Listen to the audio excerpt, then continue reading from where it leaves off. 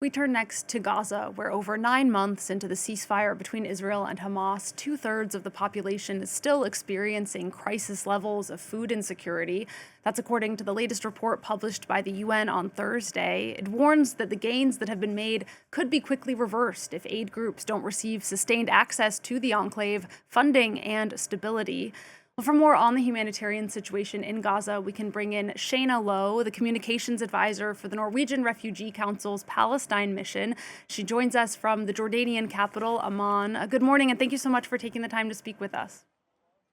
Good morning. Shaina, you talked to France 24 back when the ceasefire in Gaza was first announced. At the time, you were quite emotional with hope about how it could improve life for the people there. How would you describe what the situation is like there now? The situation is still incredibly dire. While we've seen that the level of bombing and death has diminished, it still is ongoing. We still hear about people being killed nearly every day, around over 1,100 since October. And we've seen that the level of aid is nowhere near what it needs to be. People are still living in incredibly difficult conditions.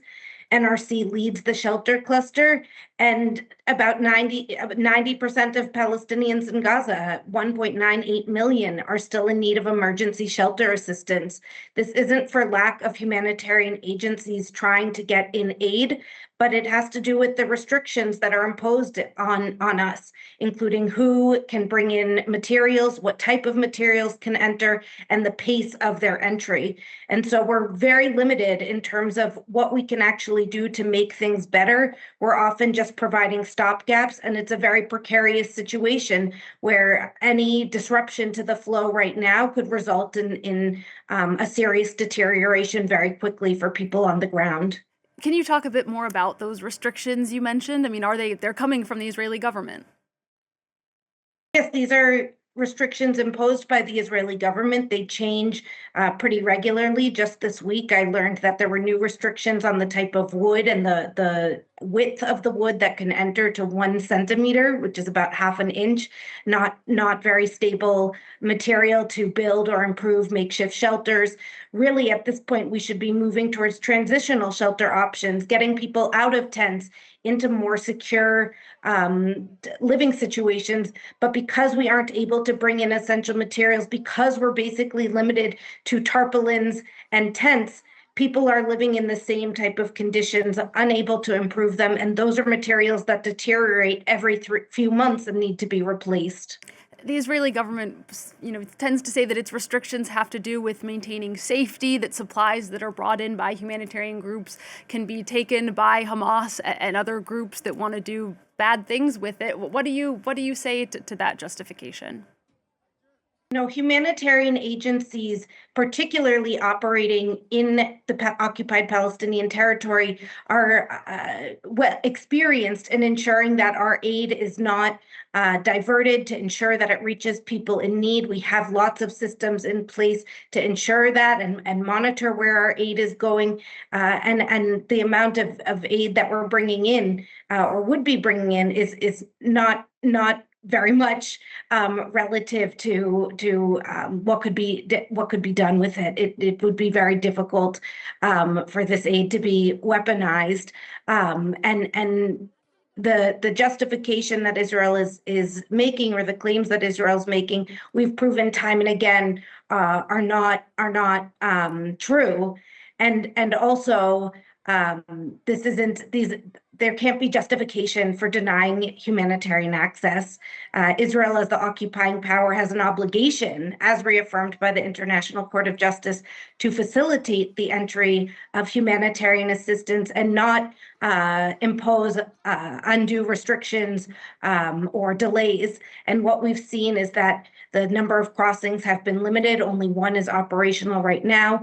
The number of aid agencies that are able to bring in aid directly to Gaza is limited, including NRC, where I work. We've been unable to bring in aid since February of 2025. And so we're relying on aid brought in by partners that we're able to distribute. But the conditions on the ground are simply unimaginable. 9 months into a ceasefire, we would have expected that the conditions for people would have improved by now.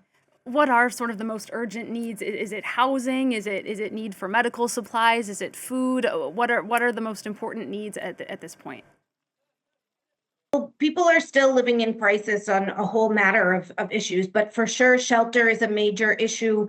As I mentioned, people are continuing to live in really horrific conditions. It's extremely hot inside of the tents and makeshift shelters. The wash situation, water sanitation, and hygiene is horrible. Nearly every family is living within 10 meters of sewage. And the equipment getting in, it's not just about the pipes that we're unable to bring in, but it's also about getting in the fuel needed to run generators, the lubricant oil in order to operate machines. We're unable to scale up. And at this point, we're actually seeing a reduction in the amount of access to safe water that people have because machines are unable to run for as long as they're able to, because we're being forced to limit the amount of work we're able to do due to the restrictions on the entry of items and the scarcity that's been engineered over the last 3 years and continues to prevent civilians from getting access to the aid that they need. Shaina, Gaza clearly still in crisis, but I also want to ask you quickly about the West Bank, because your organization recently published a report on how violence and displacement has been increasing there. In fact, just this morning, at least one person was killed in a shooting incident. Can you tell us what your group found in that report? Well, what we've seen is that the situation in the West Bank, as in Gaza, is deteriorating rapidly. Over the last 3.5 years, there have been 47 communities in the West Bank that have been completely erased from the map, and 95 other communities that have experienced partial displacement, largely due to settler violence. What we've seen is that settler violence has increased considerably in the last 3 years, and the intensity of the violence has increased, the frequency of the violence has increased. Now we're seeing about 6 settler attacks each day against Palestinians. And what we're seeing is that they're often happening, this violence is often happening under the protection or with the support of Israeli forces. We've also seen that the settlers have resorted to using sexual or gender-based violence when attacking communities and forcing them, and that's often the trigger to force them to flee. We've seen now in the last couple of weeks, Israeli NGOs have reported that 18% of the West Bank is now controlled by Israeli outposts because of the expansion of their settlements and the increasing restrictions placed on and violence against Palestinian communities living throughout the West Bank. All right, well, we will continue to keep a close eye on the situation. Shaina, thank you again so much for coming on the program this morning. That was Shaina Low, the communications advisor for the Norwegian Refugee Council's Palestine mission. Thank you.